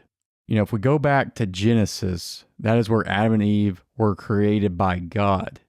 A serpent entered the Garden of Eden to tempt Adam and Eve, which is Satan. God told them not to eat from the tree of knowledge of good and evil. And Eve ate the fruit and then gave it to Adam, and then Adam ate the fruit. So now that is the fall. God judged Adam and Eve for disobeying his command. Since their sin, every other person born after them was or has entered corruption into like a rebellion against God's order. So we're born into corruption. If you think about it, if God stopped all evil, then what's the point in having faith? If God stopped all evil, then there wouldn't be a moral world. If God stopped every murder before they tried to kill someone, then we wouldn't be living in a moral universe. There's no reason for morality. So I believe God limited his power by giving us free will. God gives us free will. And you're like, well, why did God create humans? Well, he wanted to share what he has. Evil is necessary for free will and moral actions. If there's no evil, there's no free will. But in heaven, there's no evil. But I still think we'll have free will and choices of good to choose from. So evil is a move against the good. God created everything good. Man fell. Man chose evil. And then we experience the effects of corruption, which is the fall. And then I also read this somewhere, I can't remember, but it talks about how one's nature cannot be evil because there's no such thing as an evil nature because God made all natures. So then I guess you would say that evil can be a loss of sight or someone using their will against the good. Thoughts and desires against the good. Evil is a movement of the will away from the good. And then you ask yourself, well, if there's no God, then what's the point? What's the goal of life? What's the purpose of life? Without God, there is no purpose. If there is no God, it's all just matter and energy, I guess. I don't know. The evil that was done to Jesus, the innocent Jesus that was murdered, and now all of us who have done evil won't be punished if we put our faith and trust in him. Okay, let's get back to the interview. How do you hope to be remembered in the field of Bigfoot research? Well, I'm sure I'll be a footnote because of the show, But when it's discovered as a real creature, like people like me are just gonna, just gone. Like it's not even gonna matter. It's gonna be like the scientists that are bringing in the data and the real, provable evidence and all that. So we'll I'll just be a footnote on some show that was popular before they were discovered. Are there any upcoming projects or new areas of research that you're excited about? Yeah, I know one guy. There's a lot of stuff that I'm excited about. Like the Darby Orcutt at North Carolina State University doing that Bigfoot, analyzing hairs and DNA and this and that and that. But I guess that's not going as well as we'd hoped. There's been he got the studies all approved, but then there's been some little bit of backlash and other departments going like, he's got all this time for DNA testing this crap, like this stuff from some made up. Well, we're looking for leprechauns, like he's getting a lot. Like if they got time to do all these Bigfoot DNA samples, then why don't they, do this or that? And so like the geneticists, I guess, are catching flack. So it's not like I thought they're gonna have like full time guys just cranking through the evidence, but that doesn't seem to be the case. I mean, it's still it's great that it's happening.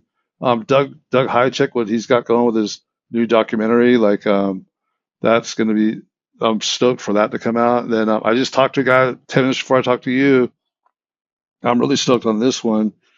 I can't say what he does, or he's upper Midwest, into the towards the mountain, into the mountains. He's he's in charge of a big project, and he's got cameras and sensors out. He's going to have a couple hundred cameras and like hundreds and hundreds of sensors.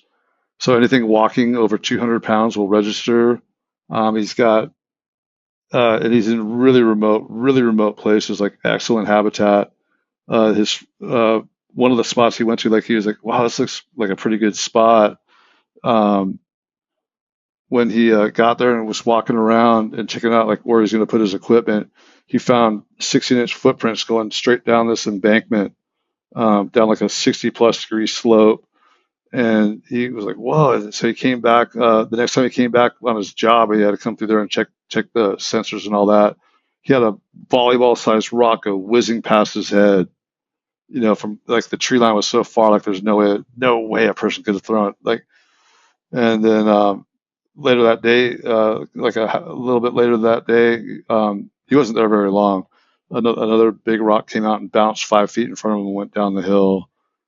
So yeah, like that spot, he's been there twice, and he's gotten tracks one time and then throwing rocks the other time. So and he's got the cameras, and now he's got cameras there, like really good high quality cameras they just provide him with for the job. He's got them.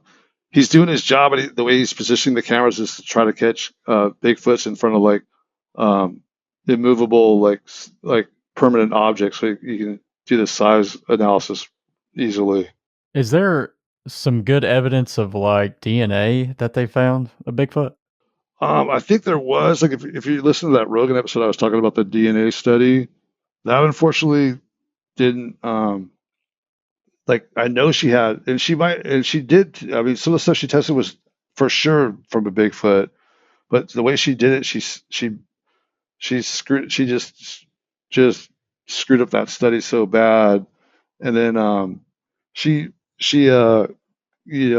She didn't want anyone to test her results, so she hid. She wouldn't let anyone use the same materials she used. She had like 120 something samples from like 40 years of people collected, like the best researchers in the country, the world, like some of their best evidence they collected. Like, some of it was like bear or whatever, moose, but some of it was, no, it was Sasquatch, and so there's a great book by Haskell Hart that explains the whole thing. Dr. Haskell Hart, he wrote a book analyzing the study, and that sums it all up in there if you're interested about why that went bad. But I was talking about that on Rogan. Like, I fell for it. Like, Dr. Meldrum was telling me, like, no, it's not real.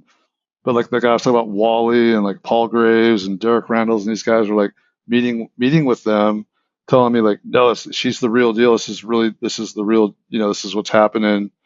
And then it turns out, like, there's a lot of flim flammy. Wally was paying for the whole DNA study. He paid over $650,000, and it turned out she was taking the money and spending it, charging him. She was telling him it was costing her $7,500 to do a DNA analysis on the per sample. So Wally was paying her $7,500 per sample for like dozens of samples. And then the lab she was taking them to, it was charging like $1,500. So she was pocketing like $6,000 off each one. And so it just turned into like a cluster. So yeah, that was really unfortunate, because Rogan was all about Bigfoot when I was there. Like, he was wanting to go out with me, and he's like, "Come on, dude!" Like, because he was just getting into hunting. He was getting ready to go hunting for like the first time, and he was all excited to come up and go squatching. But yeah, I was supposed to go back on the show with him, and this sounds so stupid, but like, I didn't care about podcasts, and I wasn't like a big Joe Rogan fan or nothing. So like, I was down in LA like 3 times in the next like 9 months for filming. So like, we had to do promos or stuff for the network. And so I'd be in LA, and like, he'd be like, "Yeah, just call me up and come down. You can just pop in and we'll interview." And I just forgot to call him like the next 3 times I was down. And then all of a sudden he took a turn. I guess he went hunting with those guys, and those hunting guys were telling him, "Oh, it's all a crock, it's all BS." And and he always says on the show, like, "I go out with these top hunters, and none of them have had an experience. None of them." And just 2 weeks ago, we interviewed this guy, Jeff Dysinger. It's his first Bigfoot podcast. He's done a lot of podcasts because he's known as an awesome hunting guide. He was the Rocky Mountain Elk Association Hunting Guide of the Year 2 years in Colorado. I think for the whole Rocky Mountain region, he was the top, professional guide. And he's a retired Green Beret, military veteran, just impeccable character and resume. And he had, daylight sightings. He watched one through a rifle scope for like 7-8 minutes. And I was like, God, I want to get him on Rogan, But he's so anti Bigfoot now. I don't even have his new number. I don't even know how to get a hold of him anymore. Oh, you don't think he would have you back on? If Bigfoot was real, he would. I think he talks to a lot of people he doesn't agree with. Yeah, but he's over the Bigfoot thing. And then plus I was messing with Bobcat Gold on his show. We've done stuff with Bobcat, like on our show. And we've hung out with him. Besides that, just like like at comedy clubs and stuff when we weren't filming. And he's a great guy. And I was screwing with Bobcat. And he was telling Rogan. This is like probably 2 years ago. He was telling Rogan some story. But yeah, Rogan's been ragging on us the last 3 weeks. He's ragged on us like 3 or 4 times. But anyways, um, he had Bobcat on there. Bobcat was telling him like, uh, yeah, Bobo Fay scared me in the hallway. I was just messing around. Like I thought he knew I was joking. Then later on, he found out I was joking. But he told Rogan like I threatened him in the hallway, and Rogan's like, that creep. Like he got all mad, like because Bobcat's such like a non-violent, like pacifist, like nice, mellow guy. Like like he's never been in a fight. Like it's just not a guy you pick on. It would not be, it wouldn't be cool at all. And so Rogan went off on me, and then Bobcat never told him like, oh, we're friends now. Like everything's cool. Like he was just joking. Like he just let Rogan go off and then never corrected him. So I was like, oh, now he's got a really bad impression of me. I bet he would have you back on. That'd be pretty cool if that happened. If there's any evidence, he would for sure. If we have something concrete or like some really good footage, like really good. Well, see, that's the problem with footage now. Is I think I think people are going to have to go back to like some form of tape because with the like within the next few years, it's going to be undiscernible if it's real or not. If it's AI, you might have to go back to like Roger and Bob with a film camera, or digital tape or whatever, like something that's that leaves some kind of record, footprint. That is kind of freaky, the AI stuff coming along. Oh my god. Yeah. I mean, there might. Go ahead. I was just saying there might be a time where we don't even know what's real 100 years from now. Like people, how would they know what's real? I know. Yeah. Well, there's one good thing is that there's a new company that's coming out. It's going to be expensive and it's not going to be feasible for everybody, but for like presidential candidates, say, or Senate candidates, like whatever people that are, like it's life. It's going to have life or death consequences. Whatever. It's very important. There's a new company now that can authenticate AI. Like you can. Dude. I'm so not tech competent at all, but there's something about they can imprint and like they can disseminate footage of like an interview, and it'll be AI proof. Like you won't be able to alter it in any way, and you'll know that you're talking to like the real person, like you're hearing from the real person. Well, that's good then. I'm all for that. That may be a little more hopeful for our dismal future. There was a story that you told, and your house actually got broken into. Would you care to share that story? Oh yeah. I think it was 2001. Yeah, I'm pretty sure it was 2001.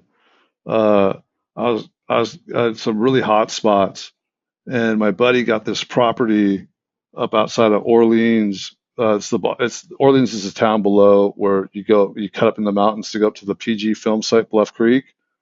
So, yeah, my buddy bought property up there, and it was actually up the creek where the native tribes say that this is the center of the world and where Bigfoot lives. And Peter Byrne, in his book, he went up there. It's where he found that, for people that are into Bigfoot, that Peter Burns, where he found that giant 9-foot Bigfoot nest. It's like a gorilla nest on the ground, but it was, in Northern California.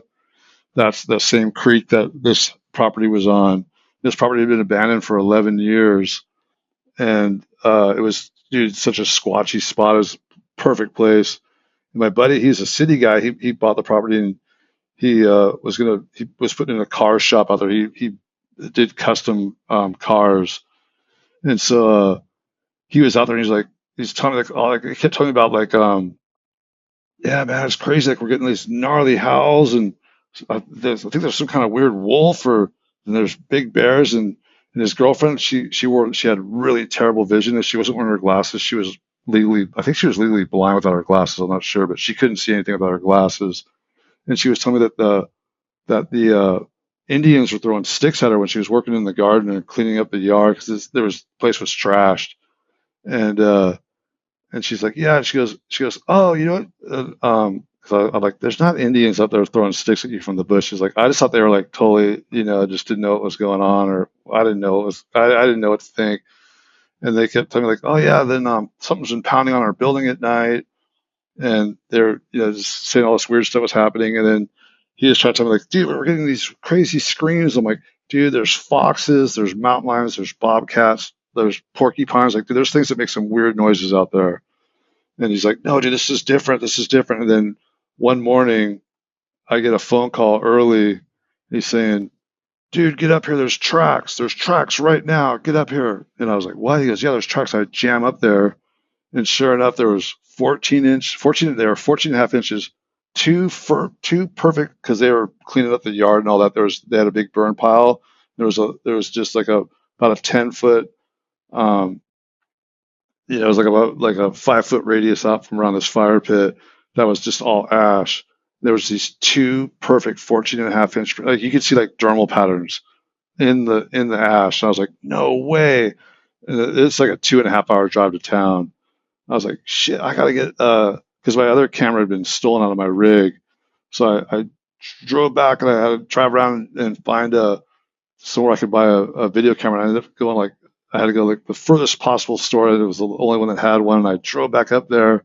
And as I was driving up the hill, like I'd call him every once in a while to get phone reception. I'd be like, well, what's going on out there? Like, is there anything, like, because we were worried about the wind. And about 20 minutes before I got back, the wind started picking up.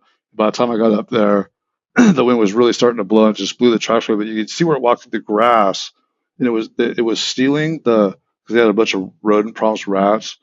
So they were putting out rat traps with gumdrops, like bright colored gumdrops. And he was telling me about how they kept getting stolen. I was like, well, whatever. Rats are pretty smart. They can, whatever. And he said, and so the footprints were going up to the traps, and like the candy was gone. Well, there was one where it walked over to, and it must have snapped its finger, I guess, or something, because it turned around and squatted and took a big dump on top of the rat trap, and then it walked back into the forest. So we were up there, and then I was like, oh my god, they're here. And then I started hanging out there a lot, and like and they was telling me like, and then he showed me like where their garbage kept getting taken, and it was getting taken down the hill. This was like a 20-acre parcel or something. It was on a really steep hillside, and there was an old logging landing at the top where the mobile home was. And he took me down to this, I forget the name of the bush. It's like a bushy tree type thing. They're really big, but you can hollow them out inside. Like you can totally there was this big like room hollowed out inside this thing, and there was looked like bear trails coming into them. Like you had to crawl in to get in there, and there was all the trash. Every night when they'd put the trash out, like the trash bag, they would get taken down and into this. They didn't find it till I got there. Like I tracked where it went, and it was he knew it was heading down the hill, but he didn't know where. But I found like in this underneath this bush, hollowed out bush, it was like the size of a bedroom, was empty trash bags, and then piles of things sorted. Like it's hard to explain, but Squatches are weird. They're almost like autistic people or something. Like they sort things by color and texture and shape and stuff. It's like this guy had all kinds of wiring, like he's some kind of, I don't know, electrician or like electronics repair, but they had all the wires were all separated by like color and size, like, but not like a human would do it. And like food containers were all in one, like bacon wrappers and stuff. Because I started baiting the hell out of them. I started feeding them like all kinds of stuff, like putting out all kinds of food for them, bringing them around. And then they started coming up and taking the garbage off the porch, and it started coming in earlier and earlier. And they said, "Dude, it's been showing up at daylight. Like it's still daylight out. It's coming in and grabbing the trash bag before it's even dark." And I was like, "No, what?" So I got my camera, I got a tripod, hid it in this abandoned travel trailer, like a 25-foot travel trailer or whatever, 30-foot travel trailer that was abandoned. That we think they were sleeping in there because the floor was super sagged, and it looked like some big animals was laying there, and the sliding glass door was always opened. And so and they were cleaning that. It had rats, and it was thrashed. It was full of garbage. So they were cleaning that thing out, and then this Bigfoot was coming and taking the the garbage down, going down the hill, going into that bush, and like dumping it out and then sorting it. It was just this bizarre, like looking. So, anyways, we went down there. So I was putting like really smelly, fish stuff and good stuff too, and like really, like just really delicious stuff in the garbage bag, and like smelly stuff, so some of the stuff that would put out an odor. And I had my camera pointed right at the out the window of the trailer, right at we hung the garbage bag so the rats couldn't get back in it. We'd hang the garbage bag up on there was a flag pole holder, and we just drape it over that. It was about 7 feet off the ground or whatever. And sure enough, we came back down. It was just almost dark. We went back down to the trailer, and the garbage was gone. I'm like, no way, I got it. And I was like all stoked. And the next day, we went back down to that bush, and the thing was inside the bush or behind the bush, the other side of the bush from us.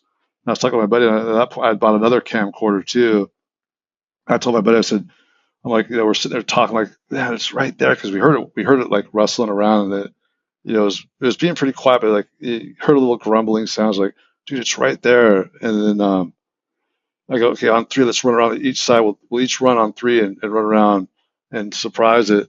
This happened a couple times where we went down there and it was down there. The one time we ran around, there was just nothing. Like, we didn't hear anything leave. That was when we were actually, okay, this one, it walked up when we were there. We were coming down, it was walking up. We could hear it. We could hear its footfalls. And on that one, I said, dude, okay, you run to the left, I'll run to the right. We'll circle around this bush, because it either had to expose itself, because the property came down to a point, like a triangular tip of a triangle down slope. So the creek came in from the left, and it was cutting in, like, say, 45-degree angle towards heading to the right. And on the left side of the bush is up a little ways was the dirt road. And they came down like about 100 feet down and met. And so it would have had to cross the road or the creek, and either way we would have been in view of it. But it took off so fast. We just heard it, and I had my camera running, and you could just hear the slap as it ran down this hard packed dirt trail. Like, you could distinctly hear like 8 or 9 footfalls. And my audio picked, even though I had like a little shotgun mic on the camera, like nothing great, it's just standard stuff, but it picked it up good enough that you could hear the double slap of the foot, like, because they have that double ball foot. And I called Meldrum up. I go, Jeff, I think I got this thing on footage last night. I just almost got it in daylight today. Like, and I played him the footfalls over the phone, and he was like, "Whoa, that's amazing!" Because you could hear the slap, like a double ball foot. It was I've never heard anything like it, and I was all stoked. So I went back down because I had to play the tape. I had to put the tape into a big tape that when it fits on the VCR, this little tape you put inside like a whatever converter thing. It was like a regular standard size VHS tape. And it had like a little slot for like the micro tape to go in. You could play it on TV. So I was so just pumped on getting more footage. I just took all my tapes, my audio and my video from the previous week, brought it back to my house in town, which is like 2.5 hours away down on the coast. And I was down there, and I called like Ray Crow at the Western Bigfoot Society. I called a few other people saying, "Dude, I got a Bigfoot." I think I called Moneymaker, and I was just calling people like Freitas. I was calling these people saying, "I got it, dude. I got it on film. It had to be on film. It's absolutely on film." I was all excited. And I dropped my stuff off. I didn't review anything because I was just getting more tapes and stuff. And I jammed back out there, and I came back 2 days later, and my house was broken into, and all my Bigfoot stuff was gone. Like my notebooks, I used to keep like spiral notebooks with notes and dates and incidents and footprints or whatever it was. That was all gone. My Bigfoot, like all my Bigfoot casts, all my casts were like just copies of ones I got, and I only had like 4 or 5 of them. Like were copies of like ones you could buy like at a convention or whatever. Like they weren't anything special. And then Yeah, my books, and I had like a couple cardboard boxes with Bigfoot stuff. That was all gone. Stereo, TV, all that stuff, like stuff with monetary value, not touched. Just all my Bigfoot stuff gone. And you don't know who took it. Now, one thing I heard from I heard this from two different guys I knew. One guy was definitely dialed in, like, because I was on the logging team when I was in college at Humboldt State. Um, so I do like the forest, like all the forestry major guys and stuff, and they worked for all the timber companies around there and the Forest Service, whatever. So I knew a lot of guys in the industry, and what I heard was that from like the Earth First stuff. I don't know if you're old enough to remember, but there was like the Save the Redwoods and Redwood Summer and all that, and like Earth First was like spiking trees and trying to blow up like mills and sabotaging like the timber industry. So like the word I got was that they'd hired a couple like ex spooks, like FBI or CIA type guys or NSA, whatever, and they hired them to track these like environmental groups that were like a threat to their business. And that when the environmental stuff slacked off and all those like the redwood wars were over, that they were trying to make work for themselves and were saying, if they find Bigfoot on your property, it's gonna really kill your company. Like, if they spotted owl is nothing, they're gonna shut down all logging up here. So supposedly they were trying to get like their contracts extended by focusing on Bigfoots, like to suppress the Bigfoot thing. That's the only like most likely thing I heard about those guys. Like was like that's the one thing that kind of made sense. I don't know. I don't know why anyone would take non-valuable stuff, but just all the Bigfoot stuff, but not the stereo equipment or 200 CDs laying there and whatnot. So you think it could have been like somebody in a government agency? Well, what I heard was they were ex, like they were ex, like they were retired, like FBI or CIA or whatever, and they were working for the timber company. I heard there was two guys working for the timber, like the whatever the Foresters Alliance, whatever, like pulled in and paid for a couple guys to see the people that were going to potentially damage their business, multi-billion-dollar industries. But I don't know. I don't know that's how it happened. But that's one thing. That's one my one buddy that was pretty high up in the timber, one of the timber companies. That's he knew he didn't say anything about me, my case specifically, but he told me about those guys. This is my last question for you. How come when I Google the phrase Black Panthers in the United States, they claim we don't have any Panthers here? Why do they not want people to know that they're Panthers in the U.S.?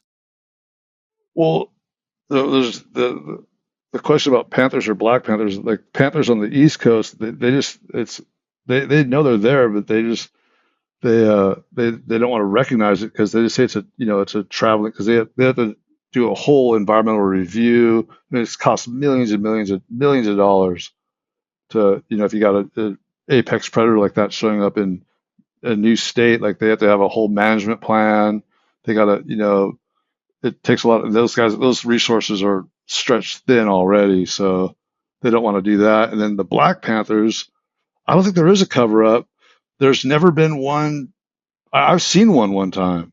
It was just a black mountain lion. There was nothing special about it. Like people report like those melanistic jaguars, like down in Texas or whatever, Mexico and Central America. Like you get those black, black, uh, jaguars, but there's no case of a known black mountain lion. Puma, mountain lion, whatever, cougar, all the same thing. There's never been like a hide of one. There's no good footage of one. There's a couple footages that's decent, like that's like, well, it could be, but there's never been like a body of one, and they're reported everywhere, like all over the whole U.S. and Canada. What's the difference in a Black Panther and a black cougar? Panther, cougar, mountain lion's all the same thing. Okay, so those are all the same thing. Yeah, and then jaguars, like a leopard. Yeah, Arizona, Texas, New Mexico. Those are pretty cool creatures, like jaguar. Awesome. Okay, well, Bobo, thank you so much for doing this. I really appreciate it. Yeah, man, nice talking to you, Joe. Thanks for having me on. Yeah. And where can people check out your work? I know you got a podcast. Yeah, I do. I've actually got to do that in 18 minutes. It's called Bigfoot and Beyond with Cliff and Bobo. It's Cliff from the show Finding Bigfoot with me and myself. And yeah, we're on every week. We got an episode for the public. Then we also have a Patreon episode we do also once a week. All right, so the question is, what is Bigfoot? It's become so popular in culture today. People sell all kinds of merchandise around Bigfoot. And I really think it's mostly a money-making thing. People just make money off of it. They don't really believe in it.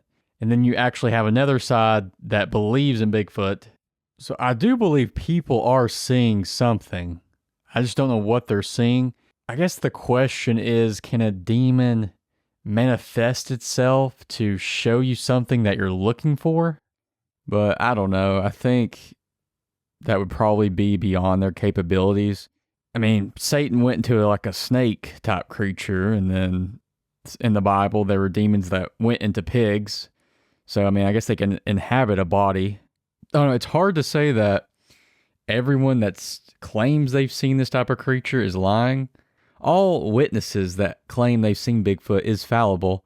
And people who claim to see Bigfoot, could it just be a bear? I read the other day that there are more tigers in Texas than in the actual wild, in the state of Texas. That just blew my mind when I read that. I mean, I'm sure there's people in the United States right now that have all these types of exotic animals. They probably shouldn't have them. You know, I bet they escape all the time. People just don't even talk about it. There's a lot of alien stuff also in the news lately that they're really pushing that for some reason. And I think a lot of UFO stuff's probably just advanced drone technology. Now, I'm not denying that people are not seeing things. I think there's some people that make it up. You know, they want to do it as a joke, or, I don't know, impress somebody that they saw Bigfoot, or they're crazy. They're just mentally unstable. And then you have some people that are actually mentally stable. They saw something and they're not lying. They're not trying to make money off of it. Also, something to point out is people will try to push evolution into this, like a pre-human into Homo sapiens. And then they lump it in like Darwinism. And that right there is convincing that this is a spiritual deception. Because, you know, my position would be God created humans, and the Bible explains the origin of species. Darwin can't explain the origin. It's still a theory. It's never made sense.